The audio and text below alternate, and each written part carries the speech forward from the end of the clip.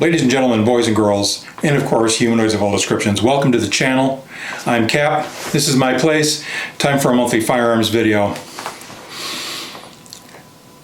So you guys have been shooting now for the better part of a year. Some of you have gone out and sought in-person firearms instruction from somebody who at least alleges to be a firearms instructor, hopefully NRA safety certified, or was taking a firearms development course through them. And you've been probably also probing the depths of YouTube or other platforms looking for knowledge and instruction with regard to carrying a handgun.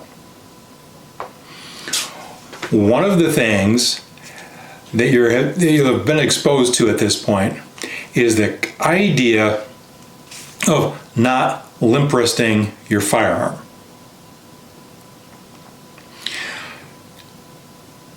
What the hell is limp wristing? Well, limp wristing is a fraudulent concept. It's not a thing.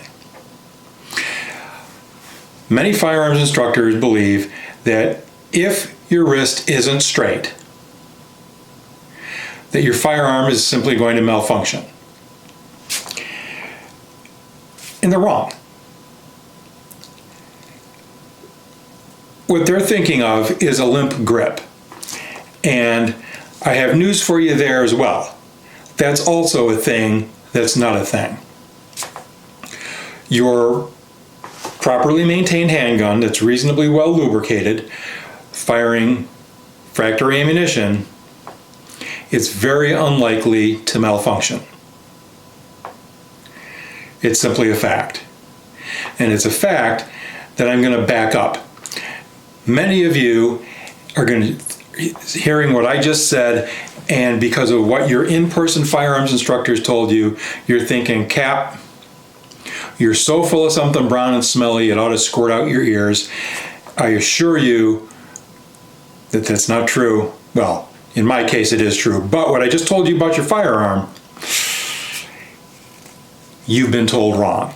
Your firearms instructors are telling you what they're telling you because it's what they were told when they were learning to shoot. This information that's not true has become ingrained in generations of firearms instructors and marksmen. So let's go ahead and go out to the range in the North 40 and I'll show you what I'm talking about. What we generally are talking about when you talk about limp wristing, firearms instructors again generally want to see the bore of your pistol generally in line with the large bones in your forearm. Many of them are convinced that if your wrist is bent at all, that your firearm will malfunction. Just to restate what we said in the office. So, one magazine. The first thing I'm going to do is I'm going to stand here with my wrist straight and fire 2 shots. That's what most firearms instructors are talking about when they want to see your wrist straight. Now, the entire time that I was a jail transport officer, which means I carried a gun for a living, and I was doing quarterly firearms qualification, when I did close quarters at 1.5 yards, I put my weapon on my center line like this. Well, imagine that, it didn't malfunction. Let me do this. Let me bend my wrist the other way. Gee whiz. No malfunction at all. Let me just go ahead and make my arm as I'm just not even going to try and resist the recoil impulse.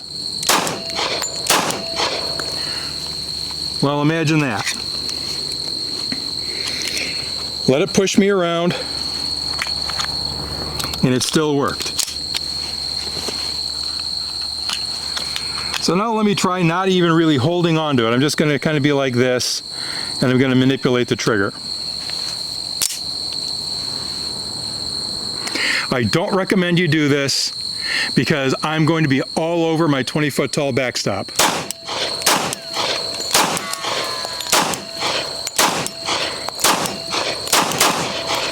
Well, there's an entire magazine without even really gripping the handgun. Hopefully, this puts to rest the idea that limp wristing is a thing. And again, as you can see,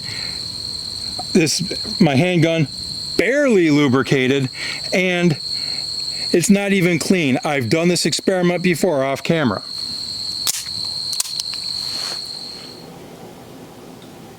Well, here we are back in the office.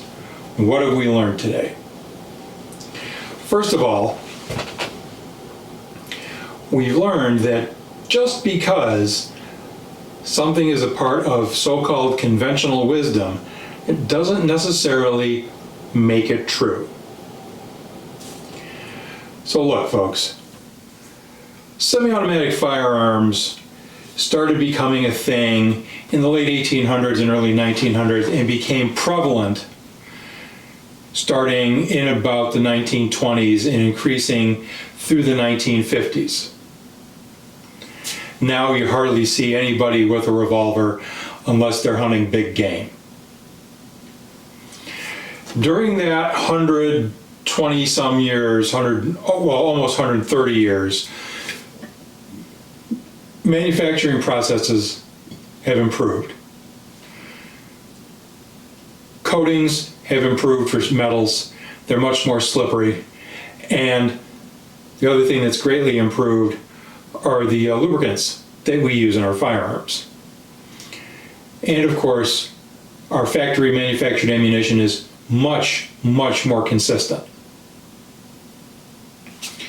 Now, again, I don't recommend you try holding your firearm with just the crook of your thumb and manipulating your trigger.